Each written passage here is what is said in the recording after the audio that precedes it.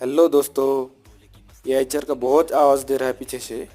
तो हम लोग काउंटर खोल के देख रहे हैं कि टेल प्रीमियम गया है, पूरा टूट चुका है, देख रहे हैं। तो अभी नया मंगा है, नया मंगा के नया इंस्टॉल करेंगे। तो हमने बेबस लोग भी खोला था, लेकिन वो सब कुछ ठीक ही था। और अभी थर्स्ट वाशर मंगाए हैं, ऑयल ऑयल वेल डाल के डालना पड़ेगा। तो ये सब डाल के वो स्पाइडर को बेबल्स और वाशर दे के ऑयल डाल के लगाना पड़ता है, अच्छा से लगाना पड़ेगा।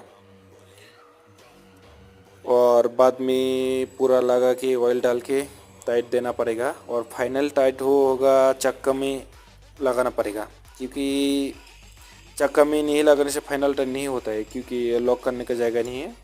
एक ही तरीका है, 2 बोल्ट लगाना पड़ेगा, 2 बोल्ट लगा के पूरा टाइट होगा।